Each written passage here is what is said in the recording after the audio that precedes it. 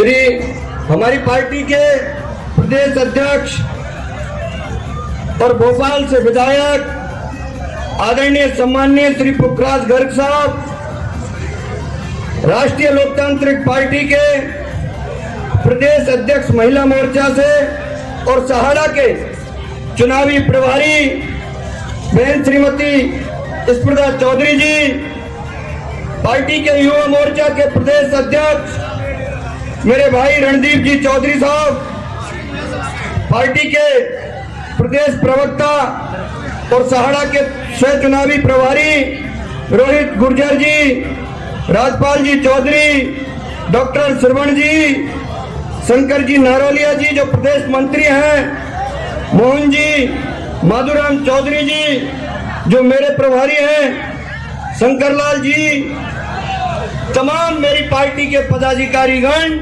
और मेरे सामने विराजमान पगड़ी में आए हुए मेरे पिता तुल्य बुजुर्गों, मेरी माता और बहनों, युवा साथियों और सहाड़ा विधानसभा क्षेत्र के प्रत्येक मताधिकारी और मेरी माता और बहनों, मैं प्रहलाद खटाना, आपका बेटा, आपका भाई, आपका लाडला, राजसमंद विधानसभा क्षेत्र से राष्ट्रीय लोकतांत्रिक पार्टी का प्रत्याशी आज आप लोगों से यह निवेदन करने आया हूं कि राजस्थान के अंदर कांग्रेस और भाजपा के मित्रों ने मैदान छोड़ दिया है।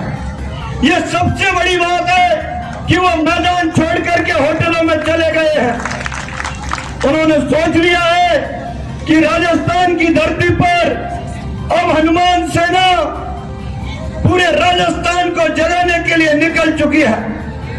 मैंने देखा, मैं बात करूंगा सहाड़ा और गंगापुर के मुद्दों पर। मैं पूछना चाहता हूं, जो पिछले 70 सालों से सहाड़ा में गंगापुर और हमीरगढ़ के लोगों के वोट लेकर के जो राज कर रहे थे, उनसे पूछना चाहता हूं, मेरा पहला सवाल है कि यहाँ के ग्रामीण अंचल में आज तक आईपीएस, आईएएस, कलेक्टर, एसपी तो छोड़ दीजिए, मेरे फर्स्ट ग्रेड के मेरे भाई, मेरे युवा, मेरी बहनें फर्स्ट ग्रेड के लेक्चरर और कंपाउंडर अधिकारी क्यों नहीं बढ़ पाए? मैं पूछना चाहता हूं उन लोगों को। यहाँ पर आज तमाम युवा मेरा साथी बर्फ बेचने गया है, कुल्फी बेचने गया है। आखिरकार इस तरह की समस्या क्यों हुई है? मैं उन लोगों से पूछना चाहता हूं जिन लोगों ने 70 साल तक यहाँ के लोगों के वोट लेकर के और राज किया। साथियों, आप लोगों को जागना पड़ेगा और जाग करके एक बात का ध्यान भी रखना पड़ेगा, ये जो लोग शासन कर रहे थे आज तक हमारे ऊपर, कांग्रेस और भाजपा के लोग ये नहीं चाहते कि कोई गरीब मजदूर किसान का बेटा पढ़ लिख करके उन कुर्सियों पर बैठे जहां से देश की नीतियां बनती हैं, जहां से देश चलता है, जहां से गरीब मजदूरों के लिए सरकारों द्वारा और प्रशासन के द्वारा जो सुविधाएं पहुंचती हैं, उनको ये लोग नहीं करना चाहते। आपको सोचना पड़ेगा कि आखिरकार इन ग्रामीण अंचलों में, मैं गंगापुर के, हमीरगढ़ के तमाम गांवों में जा करके मैंने राष्ट्रीय लोकतांत्रिक पार्टी के एक एक व्यक्ति को जगाया। मैंने देखा, मैं लोगों से पूछ रहा था कि आखिरकार यह शिक्षा का स्तर इतना गिरा हुआ क्यों है। मुझसे कहा, जो लोग पढ़े लिखे हैं उन्होंने कहा कि भाई यहाँ लोग नेता नहीं चाहते कि गाँवों में अच्छे स्कूल खुले, गाँवों में अच्छे हॉस्पिटल खुले। मैंने गाँवों को जाकर के देखा तो वहां पर गाँवों में, स्कूलों में टीचर नहीं है, हॉस्पिटलों में डॉक्टर नहीं है। आखिरकार ये चाहते क्या है? इन लोगों का एक ही फंडा है कि जो सरकार में होते हैं, सरकार के जो मुखिया होते हैं, वो इन नेताओं को टारगेट दे देते हैं, क्योंकि नेता पैसे वालों को बनाया जाता है।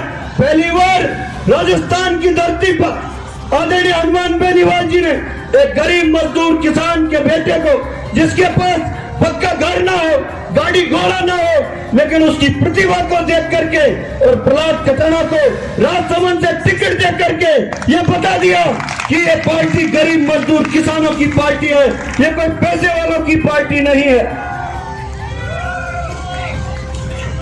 लोगों ने सोच लिया है, मन बना लिया है, और ये परिवर्तन आज गंगापुर की धरती से ये मैसेज देगा। और मैं बताना चाहता हूं आप लोगों को, यहाँ पर भाजपा के मित्रों में आपस में झगड़ा हो रहा है कि मुझे टिकट मिलता, मुझे टिकट मिलता, इसलिए वो आपस की लड़ाई में है।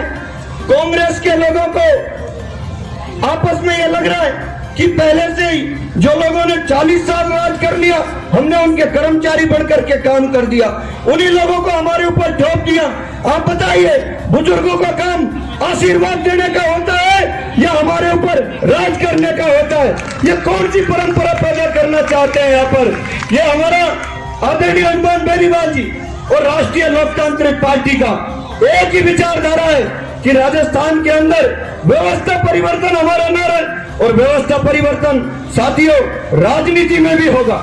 राजनीति में भी व्यवस्था परिवर्तन कब होगा? अरे जो पुराने बुजुर्ग घोड़े हो जाते हैं ना, उनको भी उनकी सेवा के लिए छोड़ दिया जाता है, और जब युद्ध में लड़ाई में जाते हैं तो जो जितना नया घोड़ा होता है उसको ले जाया जाता है, जिससे वो लड़ाई डट करके लड़ सके। तो साथियों, ये पार्टी युवाओं की पार्टी है, आपको किसी भी तरीके से घबराने की जरूरत नहीं है। और जो तमाम मेरे पगड़ी में आए हुए बुजुर्ग हैं, माता बहनों और मेरे युवा साथियों, आप तय कर लीजिए, पूरे राजस्थान के अंदर हवा चल चुकी है। कांग्रेस और भाजपा के लोग कहते हैं ये तीसरा मोर्चा है, नहीं, ये तय कर लो कि 2 मई को रिजल्ट आएगा। मेरी बात रख लेना, 2 मई, और कांग्रेस और भाजपा सहारा, राजसमंद और सुजानगढ़ से गई, और 23 आज से नारा रख लो, 2 मई, और कांग्रेस और भाजपा राजस्थान से गई। जोरदार दोबारा कहो, 2 मई, कांग्रेस भाजपा राजस्थान से गई। ये तय कर लिया राजस्थान के लोगों ने। 2 तारीख के दिन जब रिजल्ट आएगा तो लोग देखते रह जाएंगे, क्योंकि वो तो महलों में बैठे हैं। उनको तो उनके जो चापलूस कर्मचारी हैं, आईडी-सीआईडी के मेरे भाई यहाँ भी होंगे, वो कह रहे होंगे कि मातो साहब कुछ लोग आए, उनको पता नहीं है, यह एक एक आदमी जो आया है 1,000 वोट की ताकत रखता है, हम तो चकमा देने में माहिर हैं। हमारे जादूगर जी जो मुख्यमंत्री हैं, उनके बारे में कहा जाता है, मैंने कुछ समय पहले उनका एक बयान पढ़ा, उन्होंने कहा राजनीति के अंदर जो होता है वो दिखता नहीं है, दिखता वो होता नहीं है। मेरे से कह रहे थे लोग कि प्रहलाद खटाना आप तो सहारा में लोगों को जगा रहे थे, राजसमंद कैसे आ गए? पहली बार हमने चकमा दे दिया उन लोगों को कि देखो जो राजनीति में होता है वो दिखता नहीं है, और दिखता वो आपको होने नहीं देंगे। ये परिवर्तन करके हम राजस्थान में मैसेज देंगे।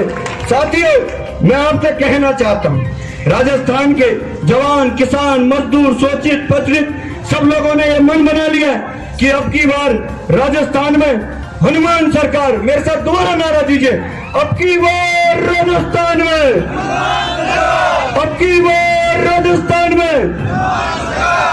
साथियों, मैं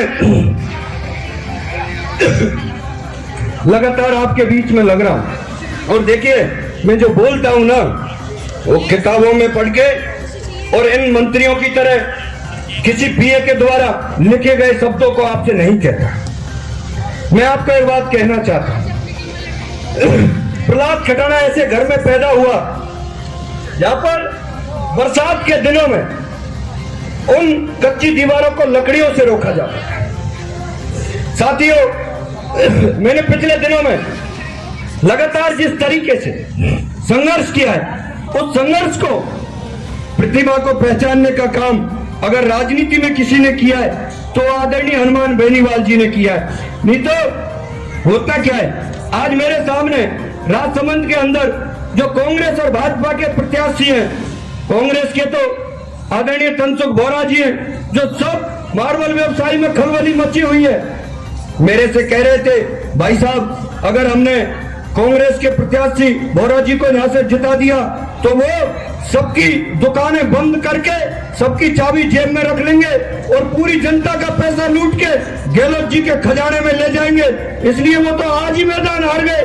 और रही बात दीप्ति बहन की, तो वो भी अब मैदान छोड़ चुके हैं और सुजानगढ़ में आप जीत चुके हो। और सहारा में आज से संकल्प ले लो कि जो व्यक्ति यहाँ से निकलेगा ये संकल्प लेके निकलेगा कि राष्ट्रीय लोकतांत्रिक पार्टी और आदरणीय अंकल जी बद्रीलाल जी को, एक प्रत्येक व्यक्ति को बद्रीलाल जी बनकर अगले आगामी 5 से 7 दिन तक गांव-गांव निकल जाना। साथियों, आपको दोबारा ऐसा योद्धा लड़ाकू नहीं मिलेगा। अगर ये मौका आपने खो दिया तो राजस्थान के जवानों किसानों, आपको ये मौका जीवन में नहीं मिलेगा। 70 साल से वही पैसे वाले और पूंजीपति लोगों ने हम गरीबों का शोषण किया है। इसलिए अब की बार गरीब मजदूर किसान एक होकर के ये तय कर लो कि तीनों की तीनों सीटें राजस्थान की राष्ट्रीय लोकतांत्रिक पार्टी और आदरणीय हनुमान बेनीवाल जी को दे करके ये मैसेज दे दो और ये तय भी कर लो।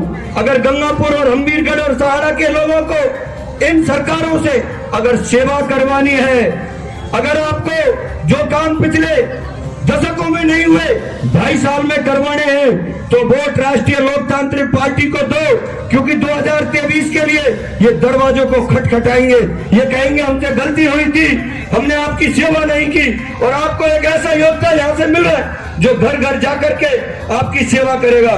साथियों, मैं तो कहना चाहूंगा गरीब मजदूर किसान का बेटा होने के नाते कि आप लोग सत्यता स्वाभिमान के लिए ये गंगापुर की धरती को जाना जाता है। आप किसी भी, मैं गांवों में गया था, लोगों को कांग्रेस वालों ने एक भय भी दे रखा है। मैं बताना चाहता हूँ, कांग्रेस वाले मित्र कह रहे हैं गांवों में जाके कि आपने अगर हमें वोट नहीं दिया हम आपकी सुविधाएं बंद कर देंगे। लेकिन यहाँ के जो लोग हैं वो इतने होशियार हैं कि आपको वोट भी नहीं देंगे, राष्ट्रीय लोकतांत्रिक पार्टी को वोट देंगे और आप सुविधा देने वालों का राज छीन लेंगे और गरीब मजदूर किसान के बेटों को यहाँ पर राष्ट्रीय लोकतांत्रिक पार्टी को वोट देकर ये तय कर देंगे कि तुम्हारा राज आपके सपनों का राज है। 2023 में किसान का बेटा मुख्यमंत्री बनेगा, हनुमान बेनीवाल मुख्यमंत्री बनेगा और राजस्थान के जवान किसानों का राज आएगा। इस संकल्प के साथ आपको वोट देना पड़ेगा। साथियों, मैंने आपका बहुत ज्यादा टाइम ले लिया है। आपके बीच में आदरणीय राजस्थान के जन जन के लाडले थोड़ी बहुत देर बाद में आने वाले हैं और आप मजबूती के साथ, मैं भी आपके साथ कंधे से कंधा मिलाकर, मैं तो आपका बेटा हूँ, गरीब का बेटा हूँ, इसलिए आपसे आशीर्वाद चाहता हूँ। और यहाँ पर तमाम ऐसे बुढ़े बुजुर्ग लोग, मैं आपसे कहना चाहता हूँ, दादा ओ गंगापुर के वासियों, अगर आपको 70 साल का खोया हुआ राज वापस करना है, आपकी ठुकराहट दोबारा से पैदा करनी है, तो लोगों को जगा देना और फेंके वोट बोतल के निशान राष्ट्रीय लोकतांत्रिक पार्टी को दे देना। आपको घबराने की जरूरत नहीं है। यहाँ का शासन और प्रशासन आपके दरवाजे पर जाकर के आप काम करेगा। बहुत बहुत धन्यवाद। राम राम।